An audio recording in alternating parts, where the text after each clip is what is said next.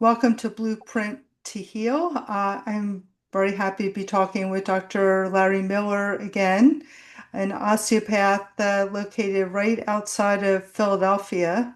He's in the burbs, as we would say. Um, Today we're going to talk about Tylenol and the potential for problems with it, as well as offer alternatives that somebody could use. Uh, Larry, I'm going to let you start swinging the bat here because I'm not trained in pharmaceuticals, even Tylenol. It's against my, I don't want to say religion, but it's against my, it's against my scope of practice. I'm not allowed to even talk about, prescription, any kind of medication. So the Sure. floor is yours. Oh, okay. Thank you so much, Nancy. So there's been so much publicity surrounding Tylenol ever since the administration came out publicly. This was, boy, it's almost 2 months ago now with Donald Trump, RFKJ, Jay Bhattacharya, Marty McCary, about studies showing the problems associated with Tylenol, especially for women that are pregnant. So, and there have been quite a few landmark studies now out there, from big institutions like Harvard, Johns Hopkins, Mount Sinai. These are again very renowned institutions doing these studies, showing the potential problems.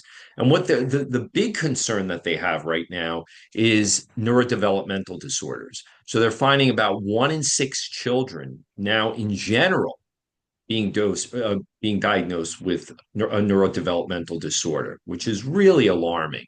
And Tylenol could be a contributing factor to this. We're not saying it's Tylenol alone. There are a multitude of factors. There are genetic components, but of course, the environment is a big trigger currently because, just we'll use autism as an example. That went from 1 in 10,000, the prevalence back in the 1970s, and now we're at 1 in 31, and probably even higher than that now. We're at 1 in 12 children in California, 1 in 31, and again, this is dating back probably almost 2 years now with that study. So when the new data um, is available, it'll probably be even higher than that, which is really epidemic and alarming. So back to Tylenol. So, why now do we find that Tylenol is such a concern? Like most people thought, hey, Tylenol was innocuous, take it whenever for fever, for muscle aches, for, body pain in general. So, I'll give you a little bit of a breakdown why Tylenol can be a concern. So Tylenol, basically 90 to 95% of it gets broken down, directly by liver cells, and it gets converted into a water-soluble form where it's easily excreted. But there's about 5 to 10% of it which gets converted into this toxic compound called NAPQI. And you don't need to know that that's the acronym for this long term, which is harmful to the body. And when it's in a pregnant mom who has a developing baby who is not as doesn't have the capacity to detoxify elements as well, it could lead to neurodevelopmental concerns and other problems as well. But that's the biggie, at least that was stressed at this conference, and much of the data is showing a concern about. So the issue is fetuses, infants, children do not make as much of this compound called glutathione. Now, glutathione is the strongest antioxidant and detoxification agent in the body. We call it the master antioxidant. And like I said, infants and children do not make as much of that. Every cell is making this. And it's important because we need to be getting rid of toxic compounds constantly. Think about what we're exposed to. People worry about, am I going to be exposed to germs? When somebody's sick, we're exposed to germs constantly. You touch your desk, you're outside. We have not only germs, we have all sorts of toxins. Think about air pollution, right? So we need this glutathione to be able to detoxify anything that we're exposed to. What's happening with Tylenol is suppressing our body's ability to make glutathione. And what happens is, ironically, you have this NAPQI, this toxic element that's being formed, which we need glutathione to eliminate. but Tylenol is suppressing the production of glutathione. So you're getting hit with this double whammy. And needless to say, what's going to happen um, when we can't get rid of these toxic compounds like NAPQI? So what it's going to do is it's going to bind to liver cells. It's going to cause liver toxicity and bind to brain cells. Those are the two areas that it likes to go. And when you bind to the liver and get liver toxicity, you can get liver failure. And Tylenol is the number one cause of liver failure worldwide. And it doesn't have to be at excessive doses where people are overdosing. There are over 600 medications now over the counter that contain Tylenol in them, or acetaminophen, or paracetamol is what they use in Europe. Um, and it's really a problem. I mean, you think about it. There's Dayquil, NyQuil, like cold preparations that contain Tylenol, Tylenol PM, like sleep aids. So a multitude of not only over the counters but prescription medications that also add Tylenol to synergize with other medications for whether it's for pain relief or again to lower a fever. So yeah, it's so much more is coming out about this, and like I said, especially in pregnant women, infants, children, it really should not be used. I mean, you want the immune system to be able to mount a response to be able to fight these germs. It's okay to have a fever. It's okay to have, I mean, it's uncomfortable for sure. But, unless a child has a fever of above 104, the only concern that'll happen possibly there is a seizure related to the fever. It's not even another type of seizure, which tends to resolve. And you could cool the body down. That's the best way to lower the temperature. But the body needs to have be at a higher temperature to be able to fight these infections and help remove these toxins. Otherwise, it won't be able to do that. And the problem is that when your body is taking Tylenol and if it's producing these toxic chemicals, well, then your body needs to use glutathione to get rid of those toxic compounds, and it can't fight the infection.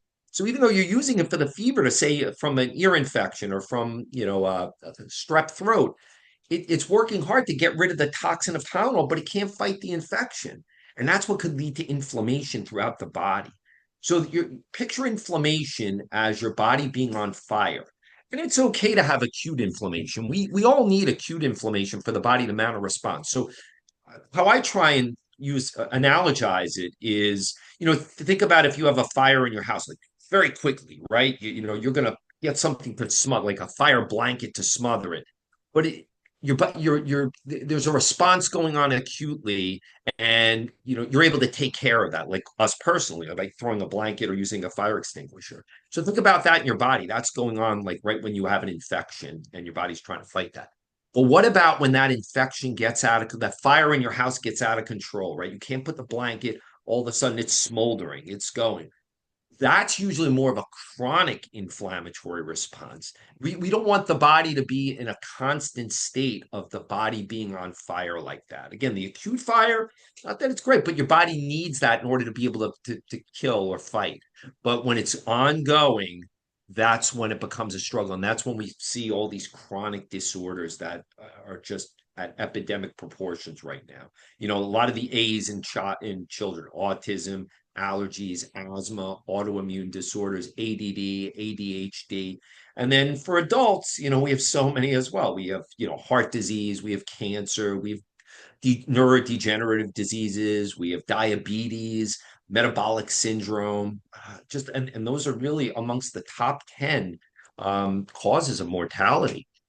So yeah, so Tylenol, so it's now rethinking what can we do to prevent the toxic load of Tylenol or acetaminophen on our body. What else can we do? So again, if you're not that Yeah. uncomfortable, it's okay to live with that. But if you feel like, oh, I need something, I'm so in such pain or the fever, of course, well, we'll start with fever and interject Nancy if you feel you want to. I know I can ramble. So when it comes to fever, I think the word is loquacious. Is that the loquacious, yeah, right? yeah, thank you. My SAT word, right? Um, It's like the very only good. one I know. I can be quite verbose. That's another one. There we Um, go. So no, but loquacious is good. Okay, when you're So ready to come up for air next time, I'm gonna interject. yeah, yeah, sure. So, but go right ahead. You could do that. Okay. Well, the first thing I do want to say is that people should read the inserts. They should read the potential side effects of every medication they're going to take because we do think of Tylenol, and I know I did think, oh, well, if you're going to take something, this is pretty safe. I'm just going to, people take it like candy because it's over the counter. I'm not saying they do it like candy, but they think it's safe. And they really don't think to look at the insert. So, like if you were to get a prescription drug, they give you this list you're supposed to read of, you're signing off that it's that you know that the potential harm.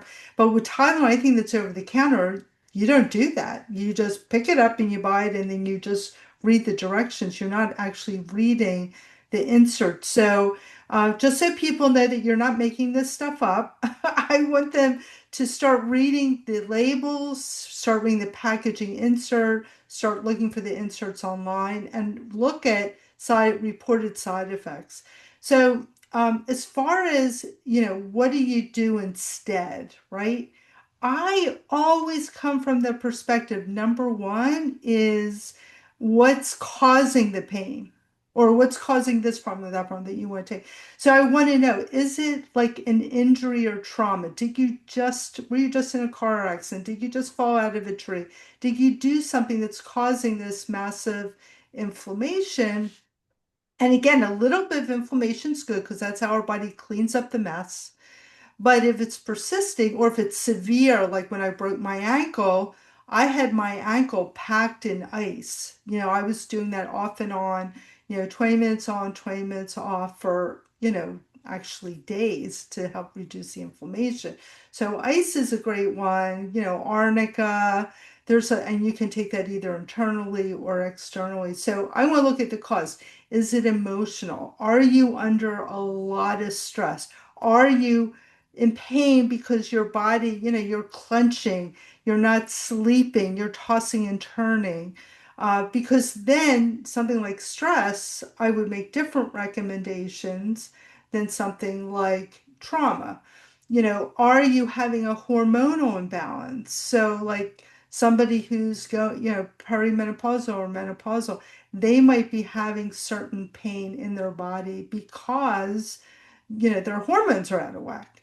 Are there toxins? You mentioned toxins before. Are toxins accumulating in your body causing pain? Do you have, joint pain everywhere? So you would look at that maybe a little differently and maybe do a detox than someone who just has, like, they bang their elbow and they have pain right there. Um, is your diet inflammatory? Are you eating a lot of bread and pasta? Are you eating a lot of dairy? Is there sugar in your diet?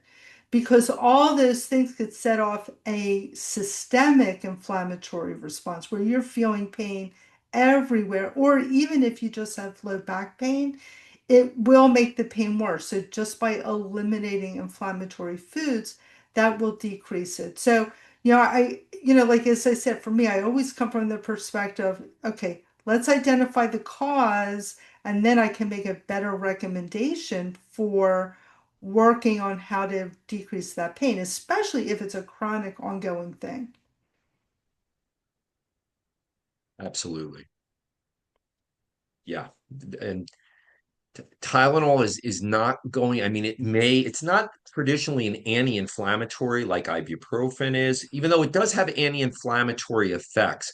But again, we don't need to suppress inflammation. That's more of a band-aid. Like Nancy said, it's getting to the root cause, figuring out what's underlying, and then treating that. And then that will help quell whatever is causing this inflammatory response in the body. So, or if it's an aberrant inflammatory response that's persisting. Right. So, So there's a woman that I'm friends with on Facebook, and she's very natural, she's a crunchy mom. definitely follows all the natural stuff. And she posted how she's having this horrible headache, and it's like screaming at her. And, so for like a headache, like one of the things I would suggest right off the bat is, are you hydrated? Are you drinking enough water? Because your body may be trying to detoxify something. And if you're not eliminating properly, those toxins may be going to the brain. So, magnesium, I know a lot of people recommend magnesium for those situations. Is it a certain, but again, like, do you want to throw a bunch of stuff at it? Or, what if the headache is caused by something serious? Say, there's like something massive going on in the brain, Or so you have to be able to, and that's why it's good to have somebody like you, on their, like, being a member and say, hey, Dr. Larry, I'm having this massive headache. And then you can probably, figure out, is this something that the person needs to go to the ER for, or is it something that they can just try something natural? absolutely. Yeah, there are red flags with certain conditions. Yeah, if somebody has, like you're mentioning, a headache, could it be a brain aneurysm? Could it be a tumor? Are they having acute neurological signs or symptoms, or like a hemorrhagic stroke?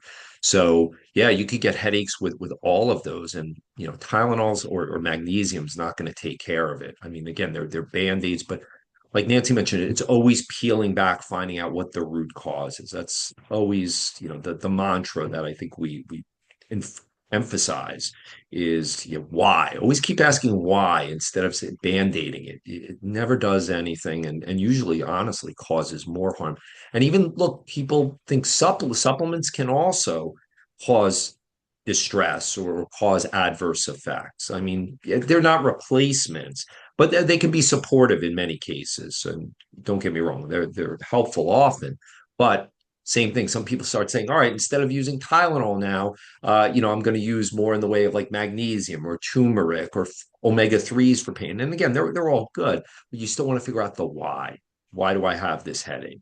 Just as one example, or why am I having body pain or joint pain?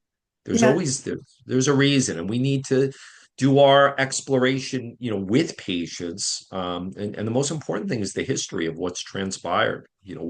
What led up to that, and it's taking, and we need to take the time to figure that out with and partner with patients to do that.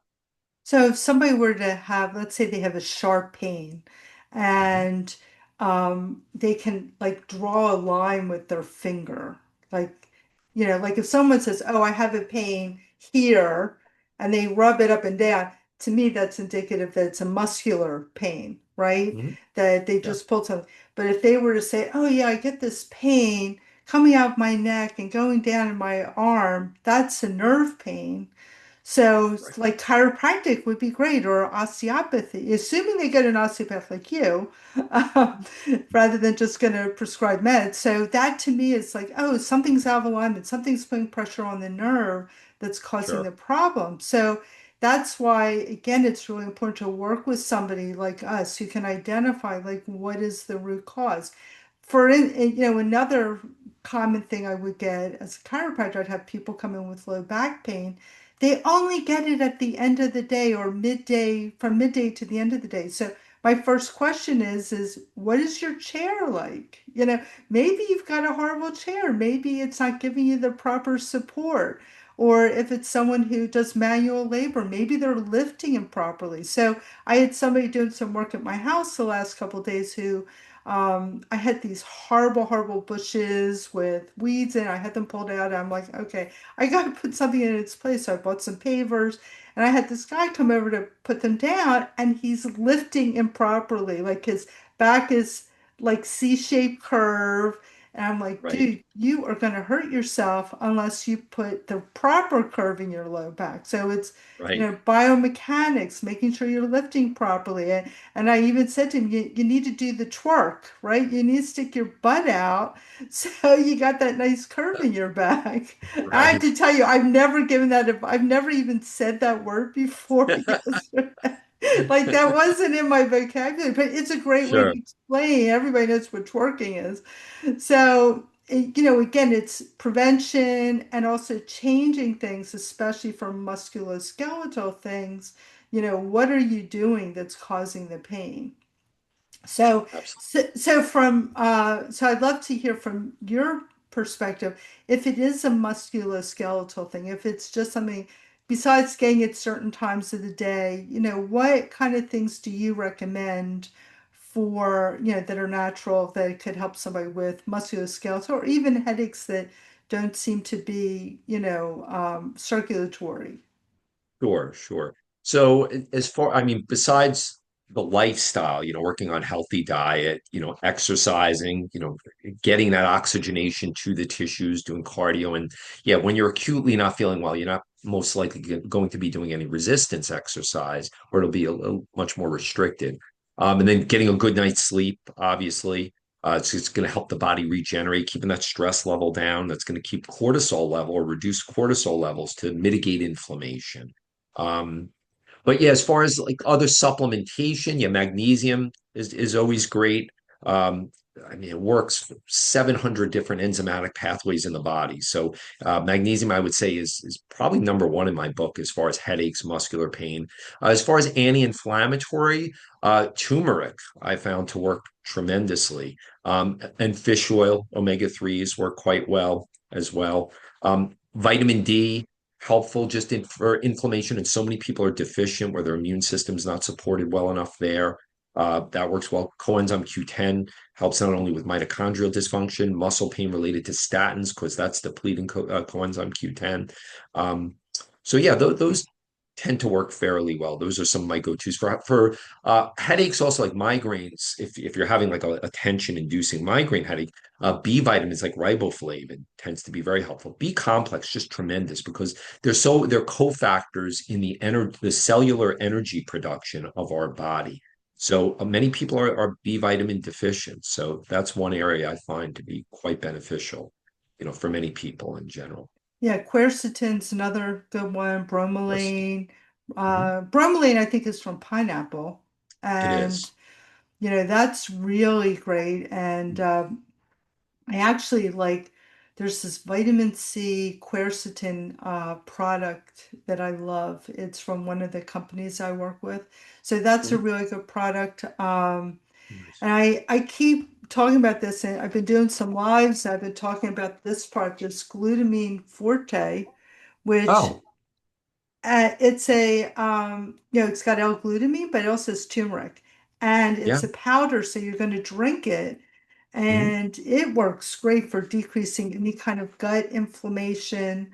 Yeah. So that's one of my favorite. In fact, I need to order more because I'm out of it. And that Yeah. company is actually the same company that makes the vitamin C quercetin.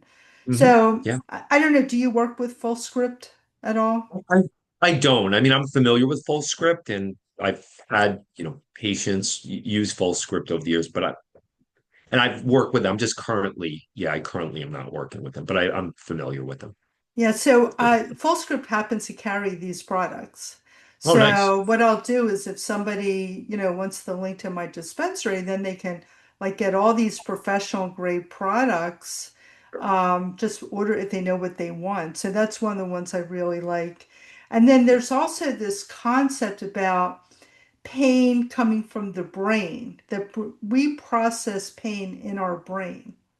So part of what happens is when we're in a lot of pain, we tend to go in that fight or flight state. We're in that beta brainwave state that keeps us, we keep thinking about our pain, right?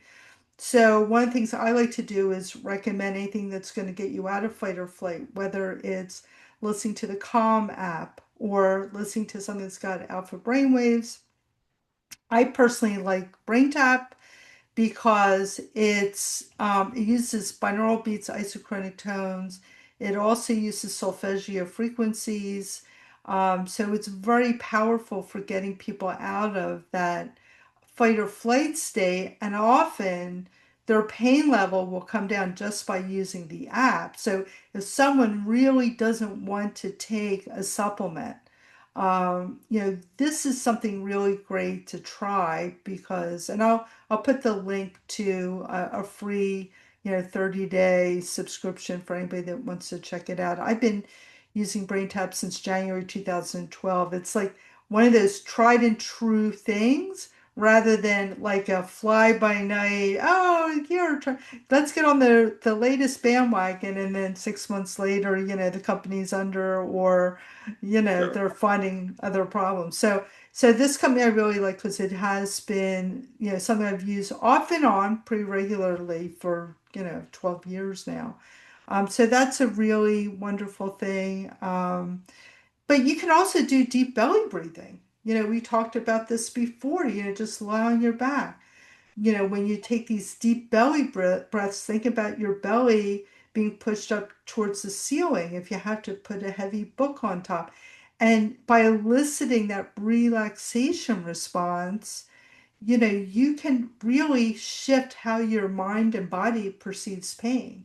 And, I have a million tricks, probably like you do, Larry, but I like to really customize it for the person too, because, there are going to be people that, they don't want to do the belly breathing. They just want to take the supplement, and when they're feeling better, maybe then they'll do something else.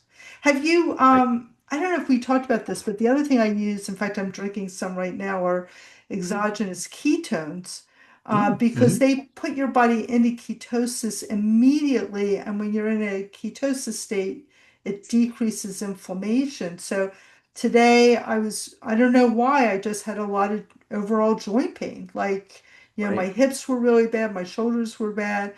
I didn't want to come on the podcast with a lot of pain, so I'm like, okay, I'm going to do do the ketones, and it also makes my brain a little sharper, and instead of feeling like there's cobwebs. And I Sure. have no idea why. Maybe it was something I ate last night, but I just, I need to work, so I can't Yeah.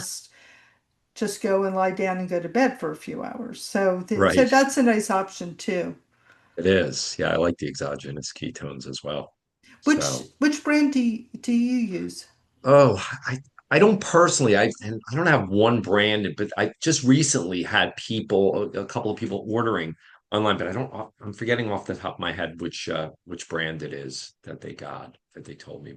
But I've just been learning more, about the exogenous Mm. ketones. I mainly have done it through a ketogenic diet. That was always the traditional way, and I still help people with that. But more recently, because years ago, we didn't know if the exogenous ketones were going to quite would be the replacement, or you can use it in addition, how effective it would be. So just more recently did I start getting into using the exogenous ketones. If people are saying, yeah, there's no way I can do a ketogenic diet, or sometimes obviously it's more challenging to do that than take the Well, especially supplements when you're in pain. When for you're in sure. pain, Oh yeah, it's definitely harder to be more disciplined. I'm not saying you shouldn't try. I mean, doing it sure. through a keto diet is Mhm. wonderful. And I'm always for, like, how can we change our diet? How can we get Sure. anti-inflammatory foods? But when you're in pain, and I say this from experience, so when I first started using these ketones, I was going through some very bad Lyme problems. In fact, Mhm. that's why I left Philadelphia. I was practicing in Fort Washington. I was in so much pain. I was doing the Lyme treatments. I was, doing all this stuff. We had finally identified it was Lyme, and I like got to the point I couldn't even get out of bed anymore.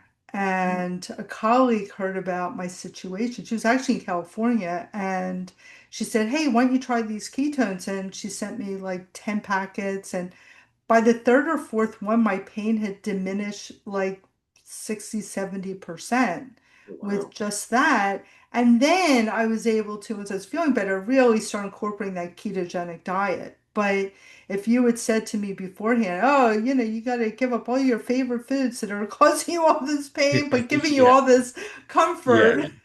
Sure. No, it's a great option for sure. Yeah, I was just thinking with Dr. Ben Bickman, he's a cell biologist out in Utah. He has his own Mm, exogenous ketones. So that I've recommended through him, but I forget the name of his the company, but yeah, he's a reputable scientist that does good work. cool. Cool. So we're about 45 minutes, about 40 minutes in. Is there anything else you'd like to suggest? Other things for fever with Tylenol too. Obviously put place in the body in a cooler bath just to help lower the temperature. But yeah, belladonna is a homeopathic remedy. Willow bark is an herb that's used. So those are options to just help lower temperature if you're uncomfortable. There are people that do use ibuprofen, Motrin, or Advil, to lower fever. I mean, I feel that's a safer option than Tylenol. However, again, it can raise blood pressure, cause fluid retention, affect the kidneys, cause ulcers. I mean, there are many issues with ibuprofen as well. So that's why you just have to really be prudent, with many of these over-the-counter medications. Like I said, Tylenol, unfortunately, seeing just a lot of potential adverse consequences. So, like Nancy said, you can't really read. There's not a package insert, but you just have to do your due diligence, do your homework, and you look everything we can find, online now, even if you're not seeing it on the bottle. Do your homework, and of course, I'm happy to support anybody.